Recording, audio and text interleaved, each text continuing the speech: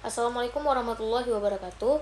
Saya Kamila Hayati akan mempresentasikan hasil kerja saya yang berjudul penyelesaian sengketa haki.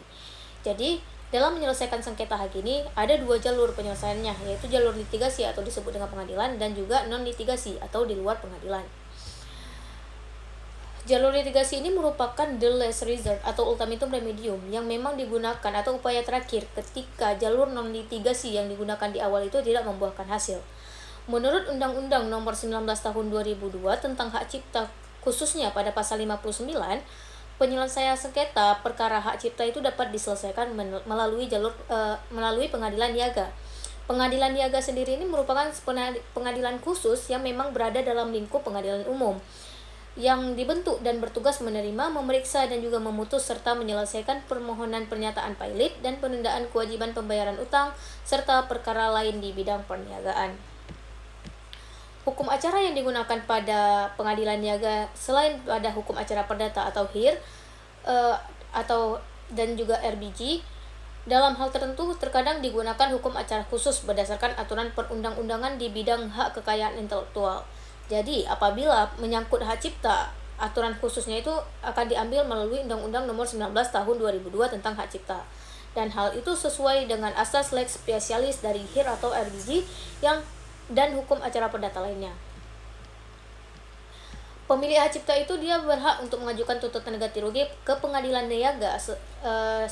Selain untuk mengajukan tuntutan, dia juga dapat meminta keputusan sementara berupa pertama, permintaan penyitaan karya penerbitan atau reproduksi, kedua, menghentikan pengumuman atau pendistribusian.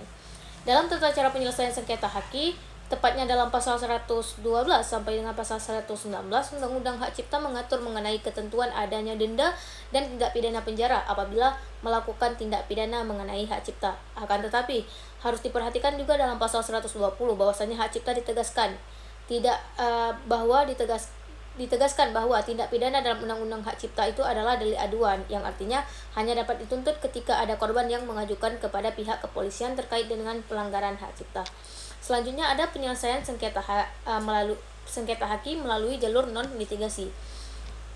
Dalam penjelasannya, dalam pasal 68 diuraikan bahwasanya penyelesaian sengketa hak cipta itu melalui jalur alternatif. Penyelesaian sengketa dapat dilakukan melalui negosiasi, mediasi, konsoliasi, ataupun cara lainnya yang memang dipilih oleh para pihak sesuai dengan undang-undang yang berlaku.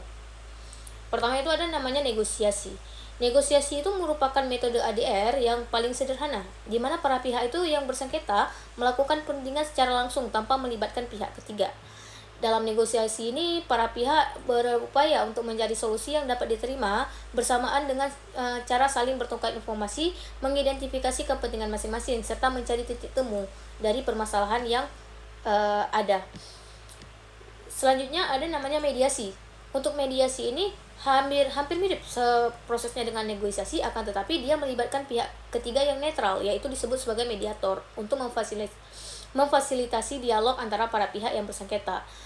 Akan tetapi mediator itu dia tidak mempunyai wewenang untuk mengambil keputusan, dia hanya mempunyai wewenang untuk mendengar pembahasan atau permasalahan dari kedua belah pihak. Yang ketiga itu ada namanya konsoliasi. Konsoliasi ini sangat mirip sebenarnya dengan mediasi, akan tetapi dalam konsoliasi pihak ketiga itu disebut dengan konsoliator. Konsoliator ini nggak hanya memfasilitasi dialog, akan tetapi dia juga dapat memberikan saran ataupun rekomendasi. Sedangkan kalau mediasi tadi, si mediator itu hanya sekedar mendengar, nggak bisa untuk memberikan bantuan apapun, nggak bisa memberikan saran. Sedangkan kalau konsiliator itu dia dapat memberikan saran kepada para pihak yang terlibat. Selanjutnya ada namanya arbitrase. Arbitrase itu adalah dua pihak yang memang memiliki masalah atau sengketa setuju untuk menyerahkan penyelesaian masalah mereka kepada seorang arbiter atau sekelompok arbiter, yang nantinya arbiter ini akan memberikan keputusan yang harus diikuti oleh kedua belah pihak, dan keputusan pada arbiter ini bersifat final, artinya nggak bisa tidak dapat diganggu gugat lagi. Sebenarnya proses arbiter ini mirip dengan proses pengadilan, cuma sifatnya aja lebih fleksibel dibanding dengan pengadilan. Yang terakhir itu ada namanya penentuan fakta. Jadi penentuan fakta ini adalah proses di mana pihak ketiga yang netral seperti seorang mediator ataupun arbiter itu menyelidiki dan menetapkan fakta-fakta yang penting dalam suatu sengketa. Jadi nantinya mereka itu menyelidiki fakta-fakta yang dibeberkan oleh para pihak, apakah itu betulan terjadi atau enggak, yang akan dilakukan oleh mediator dengan arbiter. Tergantung dari bagian mana yang dipilih oleh para pihak. Baik, sekian presentasi saya. Terima kasih. Apabila ada kekurangan saya minta maaf. Wassalamualaikum warahmatullahi wabarakatuh.